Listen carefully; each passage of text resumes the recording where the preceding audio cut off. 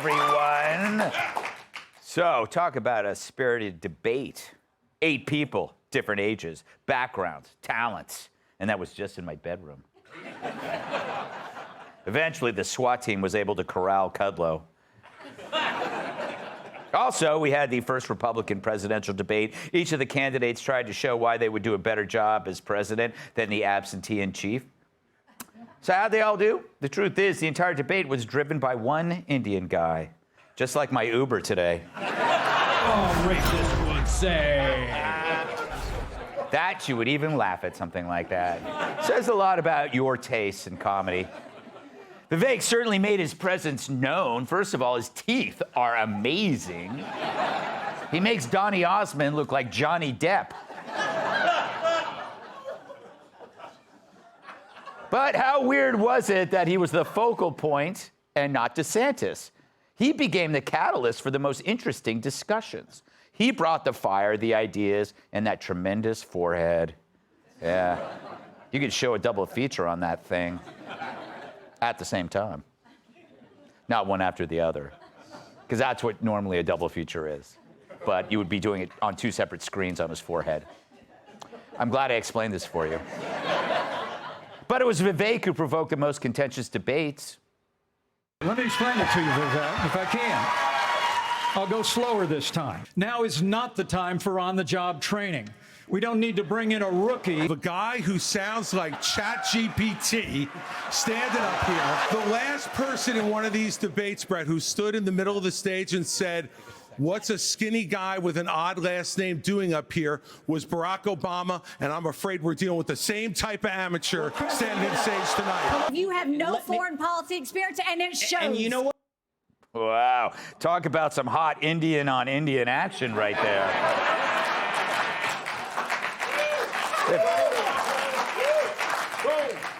If Joe Biden had just turned on the debate, he'd think 7-Eleven started a talk show. For those of you who don't remember, that was Joe Biden's line. After that, Nikki picked a fight with Tim Scott by hitting him on spending. A woman complaining about spending? That's got to be a first. A sexist would say. I'm looking at the people that laughed at both the racist and sexist thing. Truth is, Nikki did have a good night, even if she played the woman card. But Vivek and Nikki both demonstrate the changes that are going on in the Republican Party.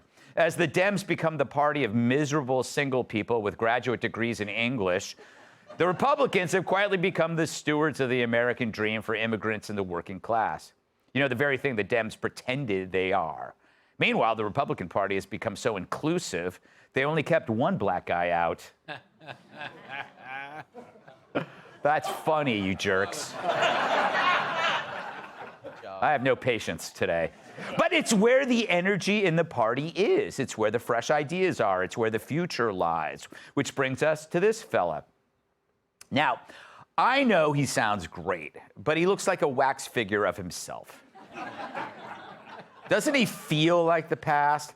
Like looking at a picture of your metal shop teacher in your yearbook? He had the roughest hands. Only 8 fingers. But that added to his charm. Ron DeSantis had a good night, but not memorable. He scored on crime, Soros prosecutors. But do we need to see the clips? Not really. It's weird. You know, Florida's booming, and this guy defied the lockdowns, and he fired 2 Soros prosecutors. Yet, when he puts on his tough guy voice, he sounds like a pissed off Barney Fife. It's not fair, really. Of course, there's Tim Scott. Great story, great guy. But why did he leave halfway through? Made no sense. Probably wanted to get home for Gutfeld. The joke's on him. It was preempted. Christie started off subdued. He was so quiet I could hear his stomach growling. But then he found his favorite little spot and went after Trump.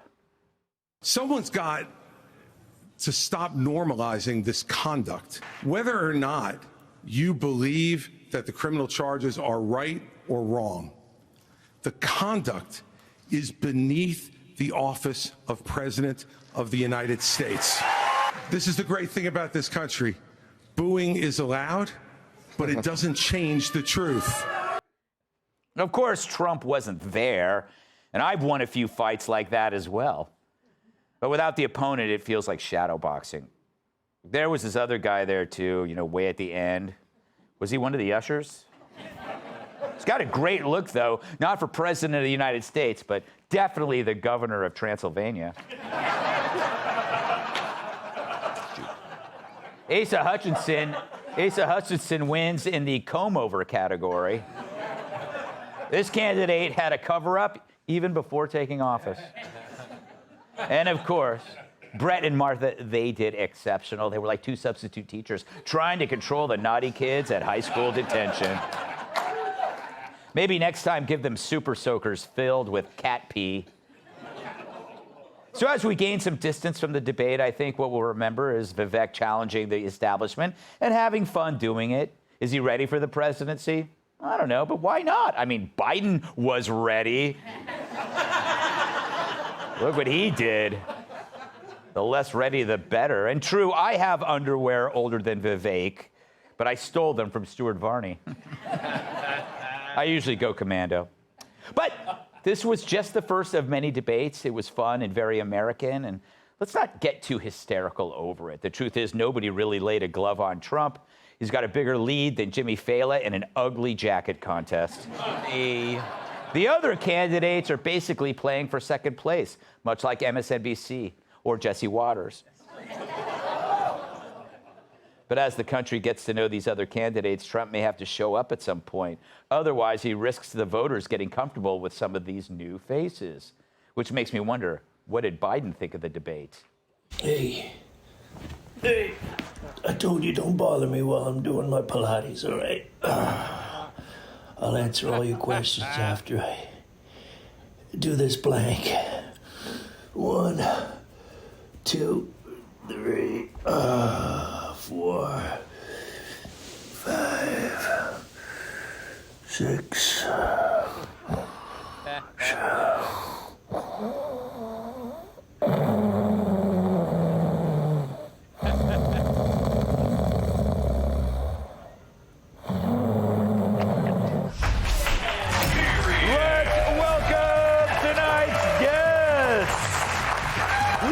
Beg him to put them in handcuffs. Former NYPD Inspector Paul Morrow. She knows fake headlines like I know weird can lines. Writer at the Babylon Bee, Ashley St. Clair. He dresses like a magician and can make a comedy crowd disappear. Host of Fox Across America, Jimmy Fallon. And she's like a muffler, small, loud, and often found underneath cars. Fox News contributor, Kat Chip. So, Jimmy, what did you make of the performance? You're used to bombing. Let's talk about the bad first, okay? Get it out of the way. Burgum, a mess, okay? How are you going to tell me you're going to rein in the government if you can't rein in your eyebrows? You know what I mean?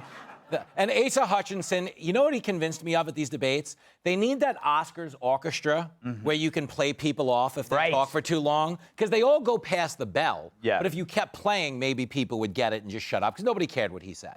Vivek was obviously the star because he's taken a page out of Trump's notebook in that he's running for class president. You know what I mean? He's talking a lot of smack. He's getting in the way. But the joke you made about it, you know, you kind of joked that it would be racist to say he was a driver. Do you know in my taxi garage what a big deal he is right now? Oh, really? Because everyone in the garage is Indian, you know, Indian or Muslim or Middle Eastern. Do you know I knew 2 guys named Osama bin Laden when I was a cab driver? Really? Like when they actually killed them, I got a phone call. They're like, they got bin Laden. I was like, for what? Speeding? You know what I mean? It was crazy. So he is the sensation right now, is what I think. And honestly, anybody on that stage would kick Biden's ass. Anybody. All right. Well, we'll see about that. Ashley, welcome to the show. Thank you for having me. Vivek was obviously the standout. Chris Christie tried hitting him, but he should probably stick to hitting the buffet instead. Yeah. That goes a little bit better for him. And the reality is that most Americans, many Americans are having a hard time feeding themselves as well as Chris Christie does. And Vivek spoke to that, and he spoke to the pains of everyday Americans. And that's why he stood out. I would trust him as president. There is that thing that Chris Christie says. I hate the phrase normalizing. I really hate that. And it's like, okay, Trump has some faults, but I mean, you know, Chris, come on. You're normalizing something else. Oh, Gregory. Oh, No, I okay. agree with you. Christie needs to step down and then step up and then step down and step up, repeating this. That was funny. All right, Paul, that was pretty good. You got to keep that in your. You got to use that this weekend. Can we edit that out? No, don't applaud. Don't encourage it. Sure. Don't encourage it. All right.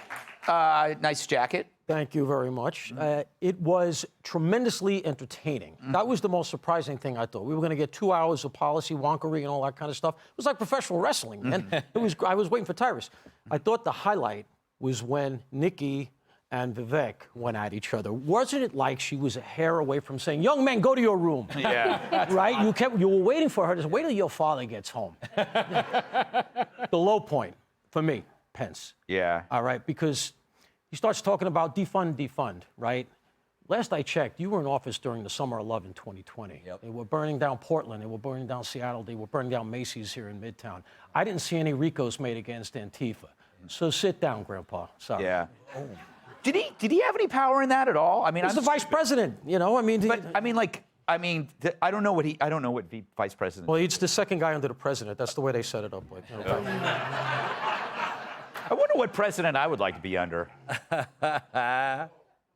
Knock it off, Obama. All right, Kat, I know you watched it. Yep. What did you think? It was fine. Yeah. I actually didn't find it to be that entertaining, but maybe I've just seen too much. I think, like, Vivek was probably the standout. I completely agree. It is really interesting to watch all these people, though, saying so many awesome things about Trump, as if we don't also know that they are also running against Trump. Like, when he came out and was like, okay, he's the greatest president in the 21st century, I'm like, okay, well, so you're not going to vote for him? So I think that that's really interesting, because normally you'd see them fighting against the front runner, but people aren't doing that. It was a lot of little interesting subplots. There was the whole Tim Scott and Mike Pence kind of trying to out-Jesus each other. That was that was a little interesting, but I don't know. I mean, I thought it was... they were all polling so far below Trump. I think Trump's going to be the nominee. Yeah, I did the Chat GPT line. Do you believe the audience got that, or did they just laugh because it sounded like an IT phrase? Yeah, it was well delivered. It was almost like a punchline. But what's ironic is Christie thought it was an insult. Everybody under 30, it was the best compliment in the world. That's so true. It's funny that you say it's well delivered, because if anyone knows about delivery, it's Christie, you know. All right. Took you a minute. Very good, you a very minute. good. Go, leave on a high note, Jimmy. Leave on a high note. Hey, Sean Hannity here. Hey, click here to subscribe to Fox News YouTube page and catch our hottest interviews and most compelling analysis. You will not get it anywhere else.